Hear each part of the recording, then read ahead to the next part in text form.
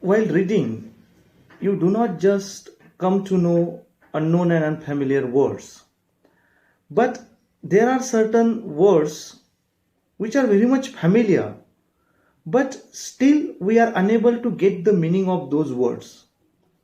And especially the meaning of phrasal verbs and idioms. You might have heard these two grammatical terms earlier in your English classes.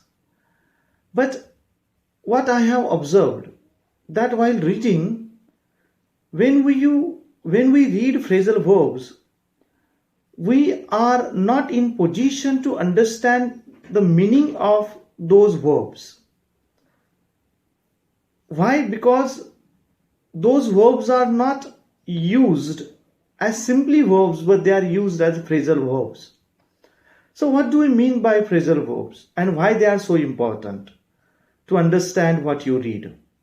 To understand what you read, you must be able to locate the phrasal verbs if there are and try to understand the meaning of phrasal verbs.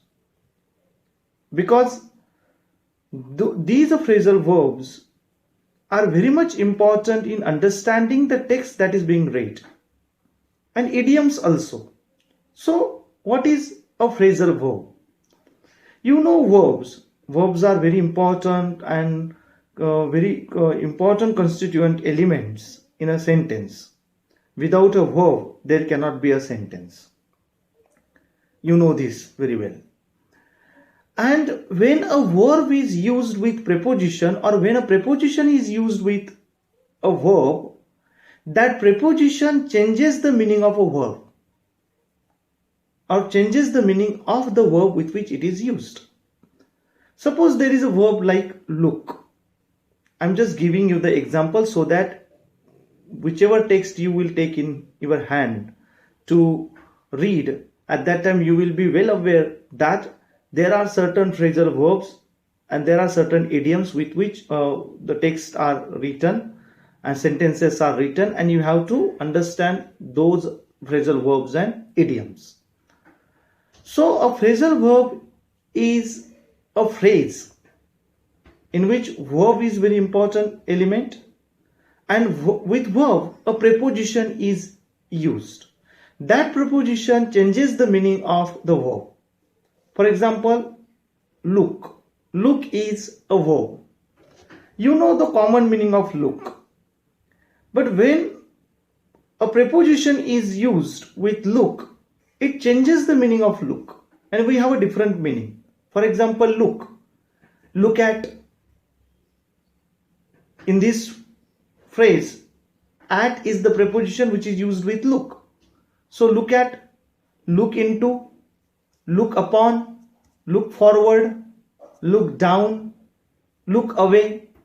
So the second words are prepositions, and each time you use a different preposition, that changes the meaning of the word look. Look at, you know the meaning of look at, but look forward means eagerly waiting for something to happen. That is what is the meaning of look forward. Look into means examining something. Look upon means considering somebody as an idol or an ideal person. So see, the verb look is the same, but preposition had changed the meaning of the word look. So while reading any text, whether you are reading a newspaper, you are reading a novel, a short story, or fiction, non-fiction, magazine, in the English language, be careful that you must be well aware about the phrasal verbs, and you must try to get the meaning of phrasal verbs. Only then you will have a comprehensive understanding of the text. Okay? Now idioms. There are good books in market of idioms and phrasal verbs.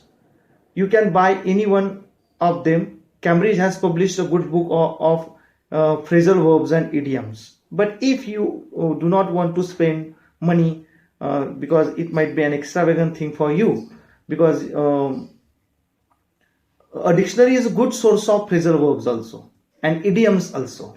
So no need to buy separate book, but still if you are interested in buying separate books on phrasal verbs and idioms, then you should go for a Cambridge book of phrasal verbs and Cambridge book of idioms.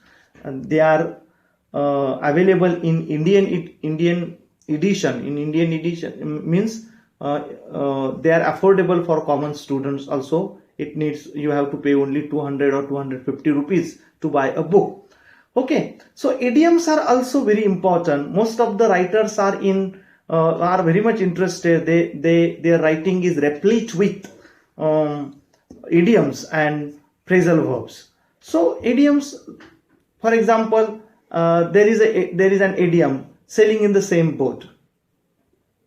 Sailing in the same boat is an idiom. In this idiom, all words are familiar, but you do not know the exact meaning of this idiom. Sailing in the same boat means being in the same situation. If two people are in the same situation, they will say, we are sailing in the same boat. See, so apart from learning new unfamiliar words, you should also try to find out and learn the meanings of phrasal verbs and idioms. And for this, you can use a dictionary as a source book, or you can buy separate books on phrasal verbs and idioms. Okay. Now, all of you know that this is very general thing, and it is commonly known to everybody, that for learning any language of the world, you have to acquire 4 skills. Listening is one of the most important skills, and listening will enable you to learn any language of the world. Even though you do not know the script, you do not know how to read the text in that language, but still, if you continuously listen to a particular language, after a certain period of time, you will be able to speak in that language. There are many illiterate laborers from North India who are working in Maharashtra. They have spent 10 to 15 years in Maharashtra, and now they are well versed in Marathi language. They do not know how to write and how to read Marathi, but still they are able to speak in Marathi. Why? Because they continuously listen to the Marathi language. Okay, and Marathi language speakers. Okay, so listening is one of the most important skills, and then comes reading. So listening is the first skill, then reading is the second skill, then writing or speaking, or at the end comes writing. Okay, so for acquiring any language, you have to go through, or you have to obtain these 4 skills: reading, listening, speaking, and writing. So this is my advice to the students or the people who want to get the knowledge of the English language. They should start with newspapers. Actually, MPSC and UPSC aspirants are recommended that they should read some good English newspapers. It's a good thing. But even those who are aspirant of obtaining language, English language, they should also start with newspaper. There are many newspapers like Times of India, Preface Journal, The Hindu, Hitwada, and Indian Express. All these newspapers are available in e-format. Means e-papers are available. You can join any one of them, and you should make a habit of reading a newspaper regularly. That will also hone your skill of reading English language, or reading in English language, the texts which are in English language. Okay, actually, which section you should read? If you are interested in reading the entire paper, no problem, but you should concentrate on book review section and article section, because various topics are discussed, various types of issues are taken by these freelance writers and review writers, and that's why you should, even if you are not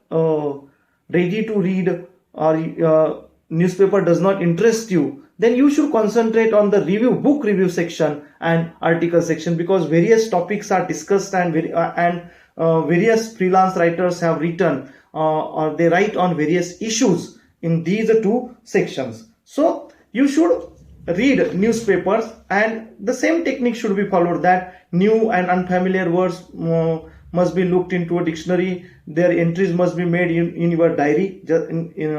Just as I told you that you should maintain a diary to write down the highlighted sentences. I'm coming to that point, and unfamiliar or new words. Then if you want to read other things like fiction and non-fiction books, because you are not interested in, sometimes the students are not interested in reading newspapers, so you should start with short stories, and the beginner should commence with the short stories of Indian authors like Mulk Raj Anand, Raja Rao, R.K. Narayan, Salman Rushdie, Kiran Desai, and other prominent and eminent and widely read short story writers. I recommend that you should begin with the short stories of Indian English short story writers. Then you can move to other great short story writers which are available in English translation, because some great short story writers are from Russia and from France and from Latin America. So you should read the English translation of those short stories, like short stories of Maupassant, Somerset Maugham, Anton Chekhov, then Catherine Mansfield, and a host of others. Okay, these are the best short story writers. Even O. Henry, if you buy a bulky book, a collection of short stories of Rabindranath Tagore and O. Henry, you can spend your 1 month in reading these short stories of these short story writers, and that will help you to develop your reading skill. Okay, so after short story you can move to novels. Actually, when we were doing MA and when we were in infancy stage, or at the infancy stage of acquiring English language, we were recommended by our professors to read the novels of Charles Dickens and plays of Harold Pinter. Actually, when one of our professors suggested us to read the plays of Harold Pinter. Actually, most of non-literary students do not know who is Harold Pinter. Pinter is a Nobel laureate in English literature who was awarded Nobel Prize in 2005, and he is famous for his plays, comedies of menace. So we were asked to read the plays of Harold Pinter. Why? Because in Harold Pinter's plays, dialogues are given in a short way, means short dialogues are given, and it is very easy to grasp the dialogues. It is very easy to get the meaning of those dialogues, and that is why we were recommended the plays of Harold Pinter and novels of Charles Dickens. Okay, so if you like to read novels, you should move to novels after short stories. You should start reading some great novels. You should also start reading some good plays. Okay, if you are able to read the plays of Shakespeare in Shakespearean language, then it's okay. But I recommend that you should read Shakespeare plays in Indian rendering. Some publication houses in India have published Shakespeare plays in Indian rendering, and you will get not only the knowledge of English language from Shakespeare plays, but also the great wisdom of this great dramatist. Okay,